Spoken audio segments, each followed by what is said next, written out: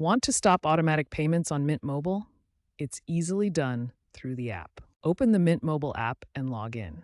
Go to the Account or Settings tab. Look for options like Manage Plan or Billing.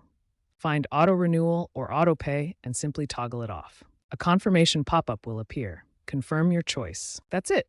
Auto-Renewal is now disabled. Be aware that your service will continue until the end of your current billing cycle, but you'll need to manually renew to avoid interruption.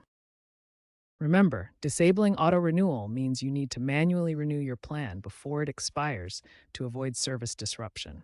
Set a reminder. Double-check the app to ensure the setting has saved, as occasional glitches can occur, especially after app updates. Also, ensure you receive a confirmation email after turning off auto-renewal for verification. If you encounter any issues, such as the toggle resetting or difficulty navigating the app, consider updating to the latest app version. If problems persist, while phone support isn't required for this process, it is available as a resource.